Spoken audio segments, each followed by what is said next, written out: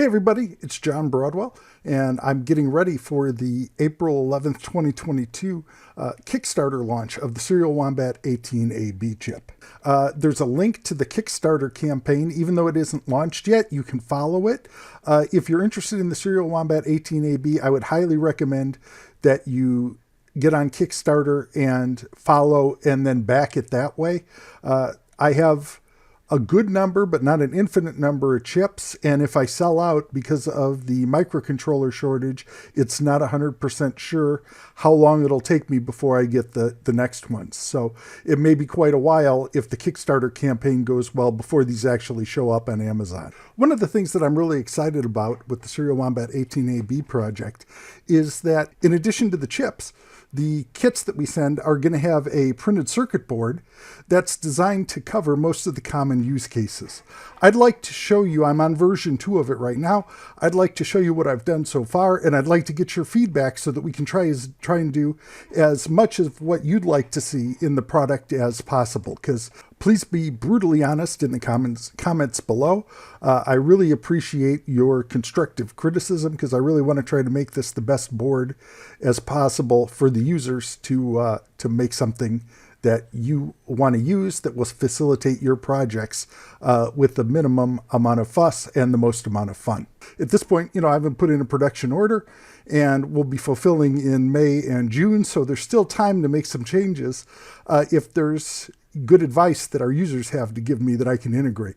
So let's take a look real quick at the PCB, what it's for, and the use cases.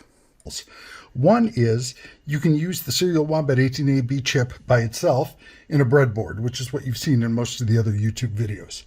The second is that there'll be a carrier board that comes with the kit. Actually, the kit will be 2 chips and 2 boards. And that board is capable of holding the various capacitors, 3 of them, and the resistor, and also has a set of headers. And what it does is it essentially turns the Serial Wombat chip into a module that you can use with the standard jumper wires that you know and love. The board is designed to accommodate a variety of different needs. So first off, right off the bat, the Serial Wombat chip goes in the middle. The kit will ship with yellow 100 nanofarad capacitors that go here and here, and a blue 10 microfarad core capacitor that goes here. You'll note that the boards are marked with the colors, not the values. That should make it easier for some people who are relatively new at putting things together. The headers will go on each side. They'll come unsoldered, so you can put them in top-wise, bottom-wise. And this is version 2 of my prototype.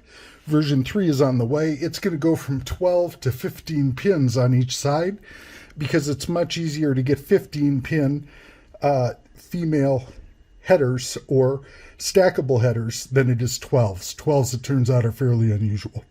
So required for the kit will be a 10K reset pull-up, the blue and yellow capacitors. That's the base. That's what you'd have to put on every single breadboard that you put together. There's also a place for SDA and SCL, the pull-up resistors, and those go to the 3.3 volt line here. So if you want to add your I2C pull-up resistors on your board, you can do that. Next, there's a jumper here and an address resistor here. So if you want to set this board to different I2C addresses or configure it for UART, you can put in a resistor here or add a header that you can short. That's what I did here to put it in UART mode. For each of these components on the back, and I know the back is not a great place, just a disclaimer here, I am not awesome at PCB design. It's nothing I've been formally trained in. The stuff does work. If you see something that you think needs changed, let me know. But each of those equivalent resistors on the front, if you're a surface mount person, there's an equivalent 0603 pad or an 0805 in the case of the 10 microfarad on the back. This board is designed to fill 3 different needs. The first is if you're using I2C. So here I've got an I2C line hooked up to a Raspberry Pi. So there's data, clock, and power and ground, 3.3 volts. And you can see here I've populated the capacitors, the resistor, and the 2 pull-up resistors. So everything you need for the circuit that we normally put on the breadboard is available. Ignore these fly wires. I had errors in the board. Those won't be there in the next revision. So that's the I2C use case. Next is the UART use case. And in this case, like I said before, we've got the shorted address line up here. You can take that off and turn it back into I2C if you want to.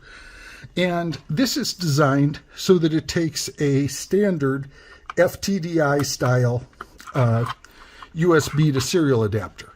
So at this point, you have something you could plug into a Raspberry Pi, or you have something that you could plug into a PC and talk to the Serial Wombat chip via UART. These cables come in 5 volt and 3.3 volt variety. Most of the pins on the Serial Wombat chip are 3.3 volt, but there's a handful, including the receive line, that are 5 volt. So you can use either a 3.3 volt logic or a 5 volt logic FTDI cable. This cable provides 5 volts. It doesn't provide 3 volts in its power supply. It would be nice if there was a way that we could power this directly off of the USB cable. So I added the ability to add a 3-pin SOT 23-3 and 2 capacitors so that you can do 5 volt to 3.3 volt conversion. It essentially takes the 5 volts that comes in here, runs it through this LDO regulator, and then provides 3.3 volts to the rest of the board. And you can see that here it's populated. I did this one. So this LDO won't be included in the kit. That's a little bit more advanced in surface mount. But for people who find this to be a useful use case, I think you'll like it. This is what I've tried to do, is say, hey, what am I doing on a breadboard frequently, and try to put that onto the board if possible. Next, there are footprints for QWIIC connectors. So most people are somewhat familiar with those. I briefly sold a Serial Wombat 4B carrier board. These were popularized by SparkFun. But anyway, long story short, if you want to add QWIIC connectors, the part number is printed on the board. You can put those on there. Finally, everybody's into Internet of Things. This is an ESP-01 module. The holes that you see here are designed to add a header into which you can plug an ESP-01. So if you put your Arduino code into this module, then you have an entire self-contained circuit board with all of the Wi-Fi capability of the ESP-01 and its pretty good core, and all of the incredible GPIO and real-time control capabilities of the Serial Wombat chip. In that case, you can use the I2C bus and power lines down here. Those are aligned such that you can plug one of the ubiquitous OLEDs into it and end up with an Internet of Things board that has Wi-Fi, a display, and all of the awesome Serial Wombat I/O. So those are basically the 3 things that I designed this board to do. Final version will look a lot like this, except it'll have 15 pins on each side instead of 12. When I did the board, I tried hard to, as much as possible, where there's vias, I try to keep them away from the hand soldered parts. One of the things I hate is when I bridge a via, and that's a pain to get back off. As it's marked here, it's open source hardware, so the schematic and the Gerber files on this will be available, and as much of the Eagle files as I can get together. I'm not 100% sure how that works with their new Fusion 360 online libraries and all that stuff. Okay, so that's it. I hope that you're excited about this. Please, again, leave me some criticism down below. Tell me what you'd do differently. So until I talk to you again, everybody have fun and keep making stuff.